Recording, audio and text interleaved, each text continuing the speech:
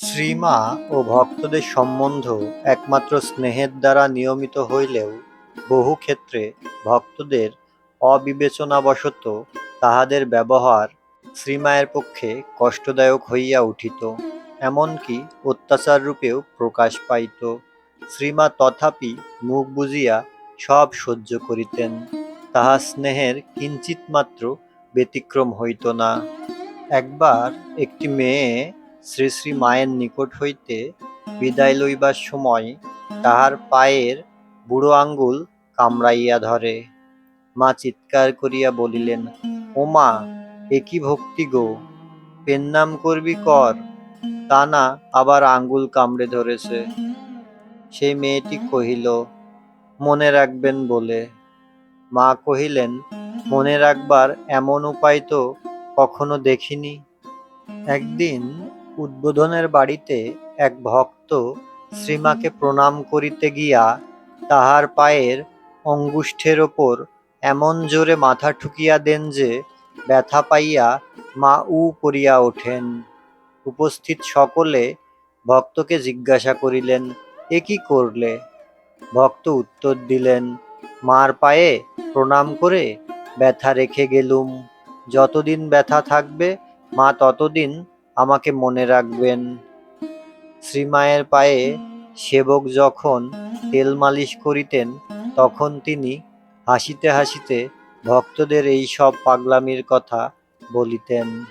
1909 সালের March April মাসে স্বামী শারদানন্দজি যখন জয়রামবাটিতে ছিলেন তখনকার কথা। একদিন এক যুবক অকস্মাৎ আসিয়া শ্রীমায়ের সহিত দেখা করিতে চাহিল। শারদানন্দজির সহিত আগত ব্রহ্মচারী তাহাকে শ্রীমায়ের নিকট লইয়া গেলে সে প্রণাম করিয়া মায়ের পদযুগল ধরিয়া টানিতে লাগিল। ভাব এই যে চরণ কমল সে বক্ষে ধারণ করিবে। সৌভাগ্যক্রমে মা তখন ঘরের একটি খুঁটি ধরিয়া দাঁড়াইয়াছিলেন, তাই পড়িয়া যান নাই। ব্রহ্মচারী ক্ষিপ্র হস্তে যুবকের হাত ধরিয়া ফেলিলেন এবং তাহাকে বাহিরে লইয়া গেলেন। পরে ব্রহ্মচারীর মুখে সমস্ত বিবরণ শুনিয়া শারদানন্দজি বলিয়াছিলেন, যোগীন মহারাজ কখনো মাকে দাঁড় করিয়ে প্রণাম করিতেন না। তিনি চলে গেলে সে জায়গা থেকে পদরজ তুলে মাথায় দিতেন। একবার দূর দেশ থেকে আগত একজন ভক্ত অসময়ে মায়ের বাড়িতে আসিয়া জেদ ধরিলেন। তিনি ধুলা পায়ে শ্রীমায়ের চরণ পূজা না করিয়া জল গ্রহণ করিবেন না। মা অমনি হাতের কাজ ফেলিয়া কাষ্ঠ বিগ্রহের ন্যায় পিঁড়ির উপর আসিয়া দাঁড়াইলেন এবং ভক্ত স্বাদ মিটাইয়া ভক্তি অর্ঘ্য অর্পণ করিলেন। আবার ভক্তের মনোবাঞ্ছা পূর্ণ করিয়াই শ্রীমাকে রান্নাঘরে ছুটিত হইল ভক্তেরই আহারের ব্যবস্থা করিতে। ভক্ত বলিলেন যে 3-4 দিন পরেই তিনি দেশে ফিরিবেন। তাহার ইচ্ছা শ্রীমায়ের অন্নপ্রসাদ শুকাইয়া লইয়া যান। যথাসময়ে শ্রীমা প্রসাদী অন্ন দেখাইয়া দিয়া ভক্তকে বলিলেন, ওই গো তোমার সেই জিনিস। একখানি রেকাবিতে অন্নপ্রসাদ ছিল। ভক্ত উহা লইয়া শ্রীমায়ের ঘরের সম্মুখে ঝুলানো একখানি টিনের উপর শুকাইতে দিলেন। মা সাবধান করিয়া দিলেন, দেখো যেন কাকে না মুখ দেয়। ভক্ত তখনই সেখানে ফিরিয়া আসিবেন বলিয়া বাহিরে গিয়া তামাক খাইতে খাইতে প্রসাদের কথা ভুলিয়া ঘুমাইয়া পড়িলেন। প্রায় 3টার সময় ঘুম ভাঙিলে যখন ওই কথা মনে পড়িল তখন ভীত সন্ত্রস্ত ভাবে ভিতরে যাইয়া দেখেন মা ঠিক একই জায়গায় একইভাবে বসিয়া আছেন। লজ্জিত হইয়া ভক্ত জিজ্ঞাসা করিলেন, মা, আজ আপনার বিশ্রাম হয়নি? মা বলিলেন, না বাবা, তোমার ওটিতে পাছে কাকে মুখ দেয় তাই বসে আছি। একদিন উদ্বোধনের বাড়িতে শ্রীমা পূজা সারিয়া উঠিয়াছেন। এমন সময় এক ভক্ত কিছু ফুল লইয়া তাহার শ্রীচরণে অর্ঘ্য দিতে আসিলেন।